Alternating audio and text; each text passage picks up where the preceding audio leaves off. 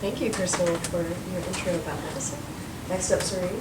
Hi, so I will be talking about, like I said, current events of the world, and I'll especially be covering like the midterm elections and how this affects future events as well as international relations. Great.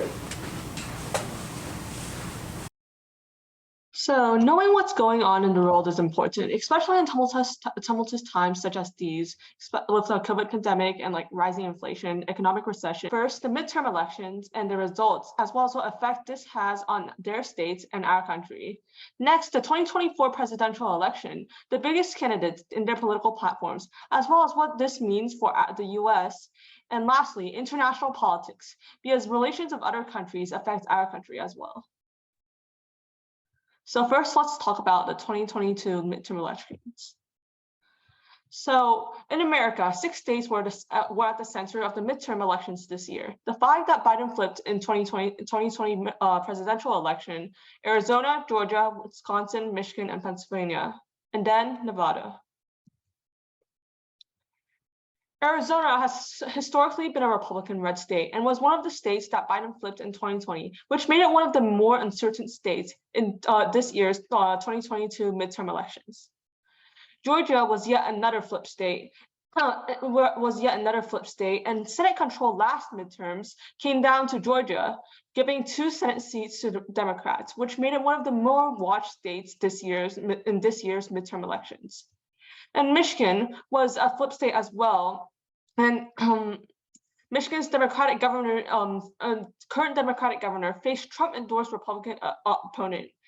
His Trump-endorsed Republican opponent in one of the closest races in this year's midterms. Nevada's governor and the senators were seen as one of the most vulnerable Democratic candidates during this year's midterms, which meant that their state was one of the most closely watched states in this year's midterms because of its uncertain results. Pennsylvania was another flip state from the 2020 presidential election, and this state was more important than most, seeing as the governor appointed the election official. And Wisconsin was one of the most divided states in the nation because of its equal support for both Democratic and Republican candidates, especially those involving Trump-endorsed candidates for the Republicans. Now let's talk about the results of the midterm elections. As some of us might know, the Democrats won control of the Senate, ending the even split that persisted through the past 2 years, with Kamala Harris being the tiebreaker in the Senate, while Republicans took control of the House of Representatives. This will likely lead to conflicts between a Democratic Senate and a Republican House over issues such as funding, gun rights, abortion, and border control.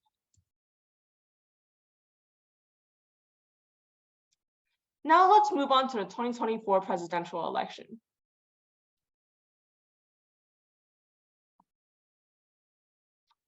Let's talk about some of the most likely candidates in the 2024 presidential election, especially what the most important candidates in the 2024 presidential election on the Republican side.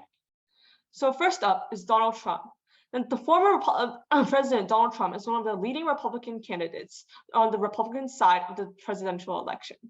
Next is Mike Pence, former vice president under Donald Trump's term. Next is Nikki Haley, the former UN ambassador and the South Carolina governor. And we have Ron DeSantis, the current Florida governor and the leading Republican candidate in the presidential race this year, in the presidential race in the 2024 year.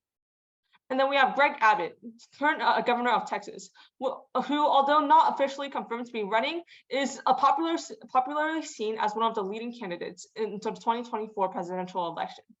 And lastly, we have Liz Cheney, the House of Representatives member, which has challenged Trump repeatedly on his views, but is also running on the Republican side of the presidential race.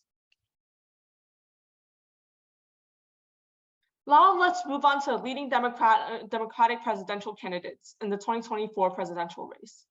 Joe Biden, the current president, and has been supported by Democratic midterm results, but his age has been criticized by many who believe that his old age disqualifies him for the next presidential election. Next, we have Kamala Harris, the current vice president and the most popular Democratic candidate after Biden in polls.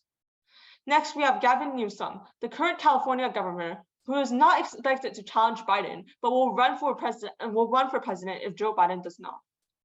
Next, we have Pete Buttigieg, who is the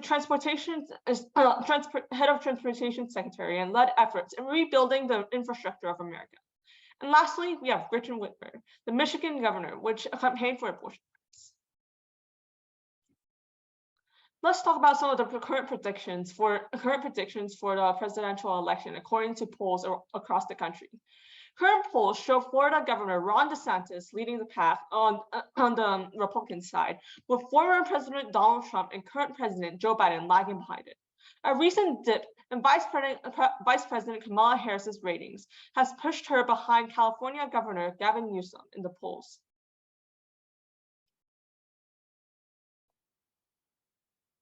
And lastly, let's talk about international relations, because relations of other countries affect our country greatly.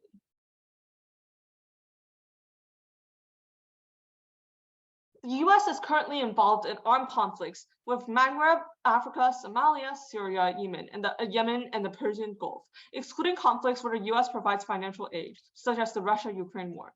The US has also sanctioned more than 20 different countries around the world, which is why I will only be talking about some of the most influential countries in the world according to US News.